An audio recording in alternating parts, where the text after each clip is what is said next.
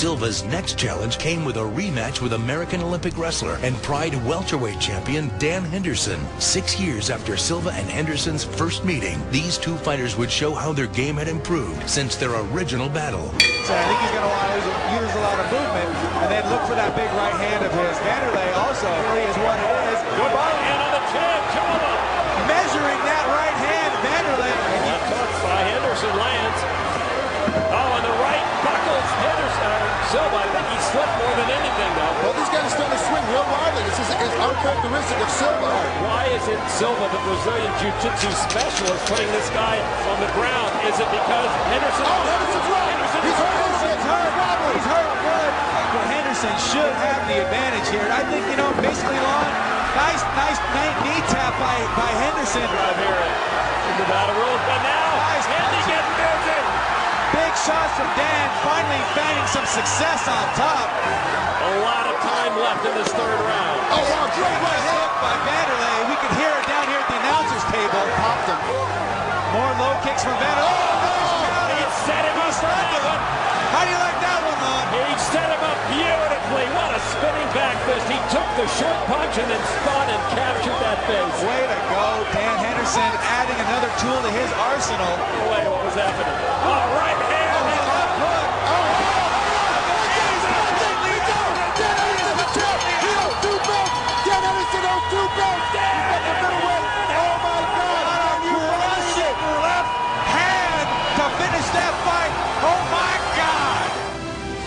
Henderson showed that his game had improved, resulting in a third-round knockout. Silva lost his middleweight belt that night, making Henderson the first MMA fighter in history to now hold 2 belts in 2 different weight classes. Vanderlei always goes forward, and he never makes excuses. He's lost a couple times, and he always comes back stronger. He never says anything bad.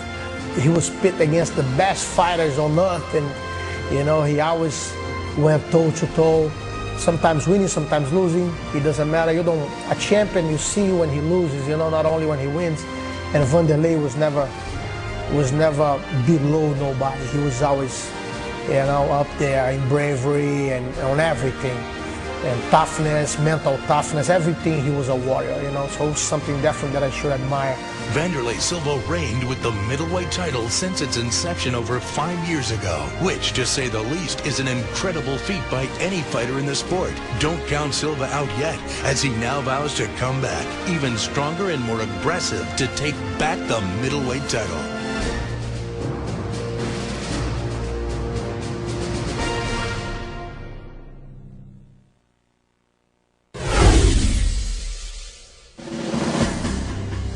After years of showcasing the world's best mixed martial arts fighters in arenas across Japan, Pride Fighting Championships had garnered a very large and loyal worldwide fan base. In October of 2006, Pride made history as they brought their promotion to the United States for the first time. Pride fans from all over the world flocked to Las Vegas to witness this historic event and to finally see why Pride Fighting Championships was the world's premier mixed martial arts promotion. The event did not disappoint, as some of Pride's biggest stars showed why they're the world's best fighters. In the main event, Pride's undefeated heavyweight champion Fedor Emelianenko took on 2000 Grand Prix winner Mark the Hammer Coleman. For the first time in his Pride career, Coleman would be fighting in front of American fans and his family. Coleman showed the heart of a champion, but fell short in his fight against Fedor, who peppered the American with strikes and eventually catching Coleman once again in an armbar to end the fight. He's a long trouble Fedor was finally able to show an American audience why he is the world's best fighter. Emotions ran high as Coleman consoled his onlooking daughters. And in a show of mutual respect and sportsmanship, Coleman congratulated the champion.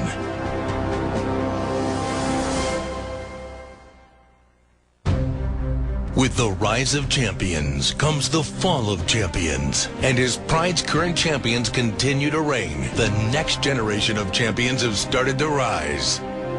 The young shoot-a-box fighter Mauricio Shogun Hua is one of the fastest on the rise. With only one loss in Pride and a total of 2 career losses, this young fighter is known for his aggressive style, brutal stomps, and phenomenal finishes. Right in with another big punch.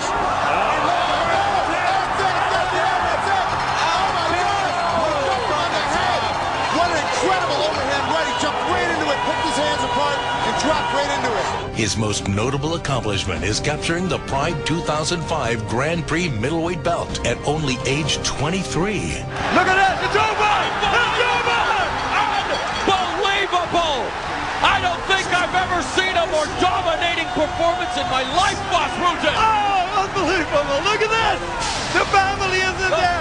Fireworks! With victories over such great fighters as Quinton Jackson, Ricardo Arona, Kevin Randleman, and most recently Alistair Overeem, this rising star is one of the most promising contenders in the middleweight class.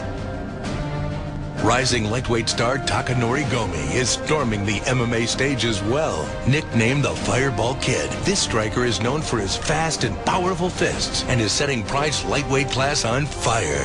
Been a tremendous... You lifted Takanori Gomi, and Gomi says, forget this, I'll finish it! Blazing through Pride's Bushido class, Gomi has knocked down the best and captured Pride's lightweight belt at Shockwave 2005 with his victory over Sakurai. The most recent star in the scene is the unforgettable Dan Henderson, a U.S. Olympic wrestler. Dan Henderson has been dominating Pride since he won the welterweight tournament belt at Shockwave 2005.